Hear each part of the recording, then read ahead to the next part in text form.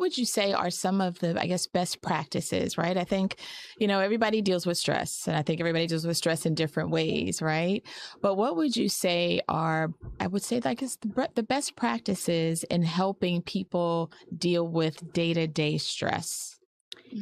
So I think that one is meditation, especially mindfulness meditation, because it trains your attention. It allows you to become the witness of your thoughts and emotions. So you're able to separate fact from story. Gotcha. And you're able to really observe and realize the impermanence of things and be able to hold the situation that is happening. The second one is breath work. Mm-hmm. It is the fastest nervous system regulation. You can upregulate or downregulate if you know how to breathe for what you need.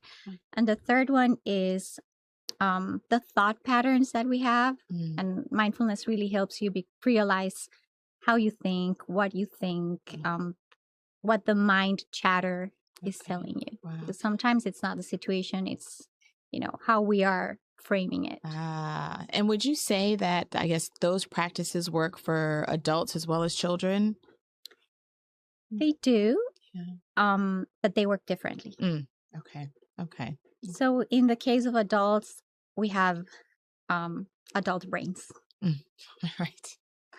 And so we're not blank slates in many ways. So there's a lot of unconscious beliefs and unconscious biases that we have to help emerge to relate to the stories that we create about our lives.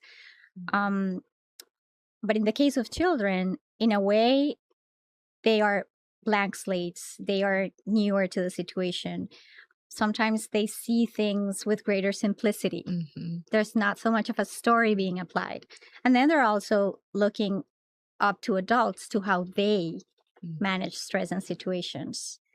So they feed on what we model. And I think that with children, meditations generally need to be shorter because their attention span is shorter at the developmental stage that they are. And breath work also works beautifully.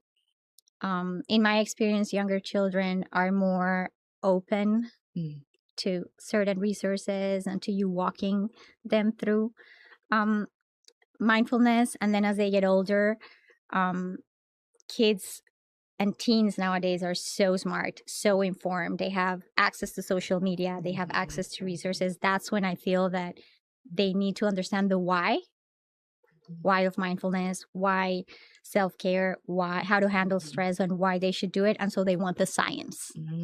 So the practices may be very similar. What changes is the approach.